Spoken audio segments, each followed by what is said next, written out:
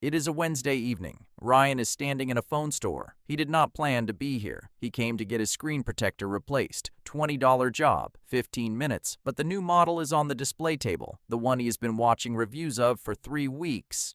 He picks it up, feels the weight of it. The salesperson mentions the trade-in value of his current phone. The numbers start to reorganize themselves in his head. 45 minutes later, Ryan walks out with a $970 phone on a 24-month payment plan. He did not plan to do this. He is not impulsive by nature. He has a savings account.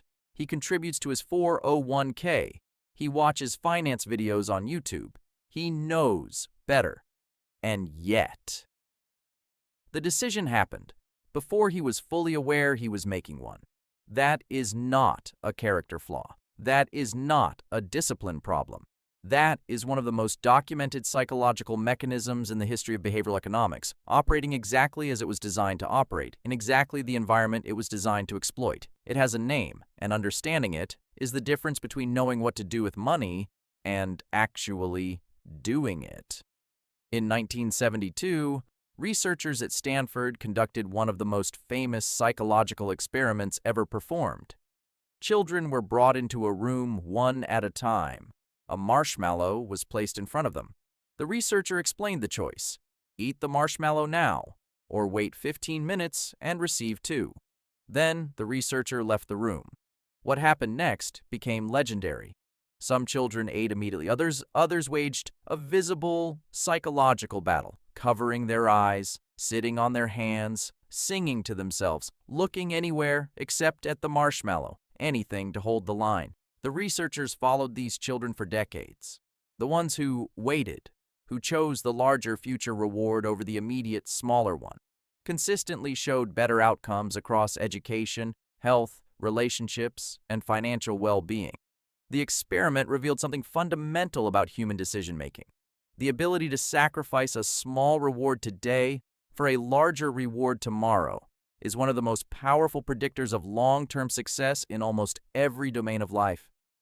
The problem is that human beings are not naturally designed for this. Here is why. 20,000 years ago, your ancestors faced a different problem. They did not have savings accounts or index funds or retirement horizons. They had food and predators and an uncertain future. The rational decision in that environment was always to take the reward now, store the calories, use the resource, because later was not guaranteed. Your brain evolved in that environment. The circuitry that governs financial decisions today was built for a world where the future was genuinely dangerous and the present was genuinely scarce. Psychologists call the result present bias, the tendency to dramatically overvalue rewards available right now compared to rewards available in the future. Even when the future reward is objectively larger, even when the delay is trivially short. Here is how clean the effect is. Researchers offer people a choice: $100 today or $110 next week. Most people take the $100 today. Now shift the same choice forward in time. $100 in 1 year, or $110 in 1 year and 1 week. Suddenly, most people take the 110, the same $10 gain, the same 1 week delay. But when neither option is immediate, the future reward wins easily. The moment something is available right now, the emotional brain takes over. The future gets discounted, not rationally, not proportionally, but dramatically and automatically. The present feels real. The future feels theoretical. And in that gap between real and theoretical, every bad financial decision in your life was made. Here is where it stops being psychology and starts being money. In 1999, Amazon filed a patent for one-click purchasing. The patent was not filed because 1 click was more convenient than 2 clicks. It was filed because the payment step, the moment where you enter your card details, confirm the amount, and consciously approve the transaction, is the single most powerful natural interrupt to present bias that exists in consumer spending. That half-second pause where your brain registers, "I am spending money," is the moment the future self gets a vote. One click eliminated it. The patent application explicitly describes removing friction from the purchase moment. That is not a design convenience. That is a deliberate business decision to remove the only natural defense most people have against their own present bias. Then came buy now, pay later, same-day delivery, tap to pay, subscription auto-renewal, infinite scroll shopping feeds. Every single one of these innovations has one thing in common. They move the payment away from the pleasure. They separate the moment of wanting from the moment of paying. And the further apart those two moments are,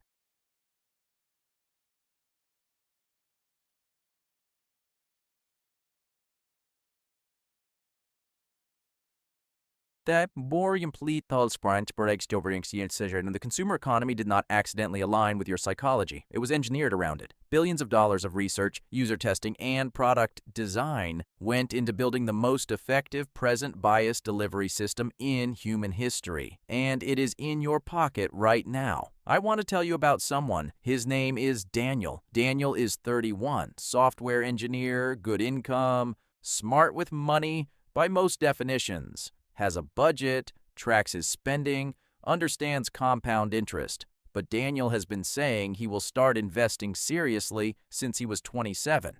Not because he cannot afford to. He can. Not because he does not understand why it matters. He does. But every month, something more immediate competes with the future investment. A trip, a piece of equipment, an upgrade, something that exists right now and feels real, in a way that a retirement account balance in 30 years does not. 4 years of saying, next month. Here is what those 4 years cost him. If Daniel invests $500 a month starting today at 31 and continues until 65, he will retire with $838,000. If he had started at 27, 38 years at the same rate, he would retire with $1,136,000. The 4-year delay cost Daniel $297,000. He did not spend $297,000 in those 4 years. He spent the compounded future value of what he did not invest. Every month, present bias won the decision by a small margin. The cumulative cost of those small margins is nearly $300,000. He sat with that number for a long time, not angry at himself, angry at how reasonable next month had always sounded, at the way the present had always felt more urgent than the future, without ever being able to explain why. At 4 years of identical conversations with himself, where the right answer was obvious and the wrong answer won anyway, that anger is the right response. Because here is what the marshmallow researchers and every behavioral economist who followed them have each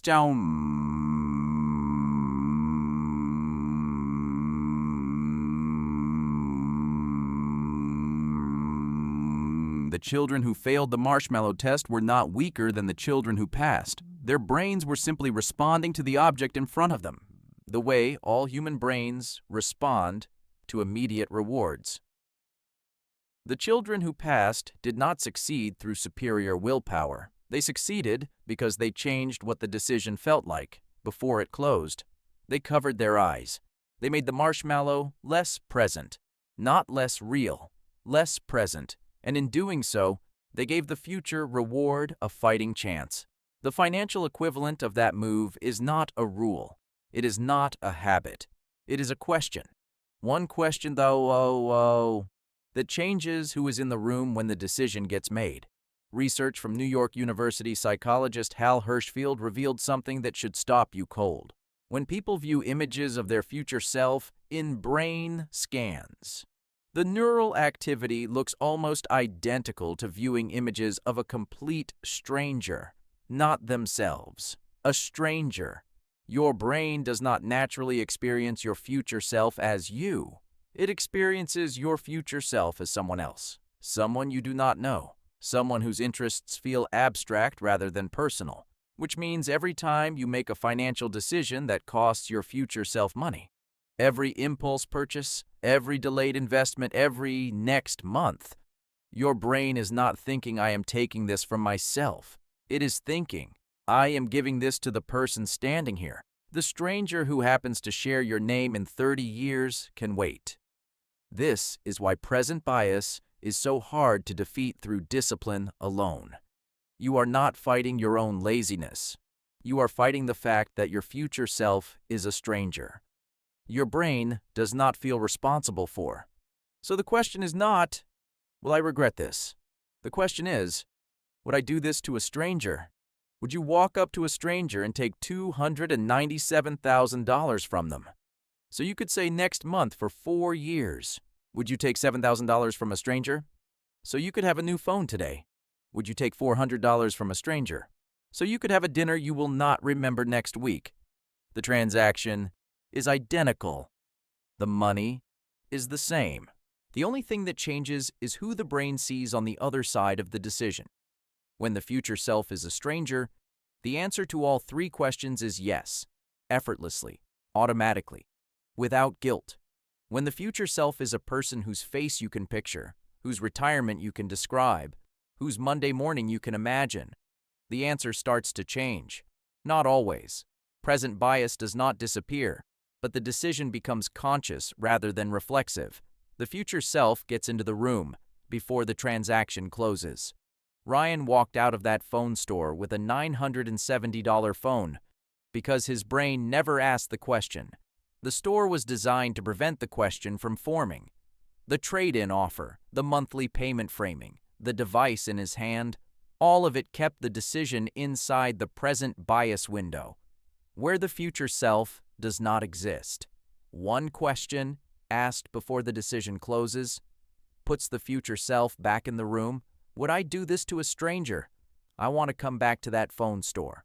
Same Wednesday evening, same display table, same salesperson, same trade-in offer. But this time Ryan asks the question. Before he answers, would I take $7,000 from a stranger for this? The stranger is real enough to hesitate. He puts the phone back on the table, not because he is stronger than he was 45 minutes ago, because for the first time in the transaction, the future self was in the room. Sometimes he buys the phone anyway. The question does not eliminate present bias. It makes the decision conscious rather than automatic. It gives the future self, the stranger who shares your name, a seat at the table. Before the transaction closes, who are you when the wanting arrives?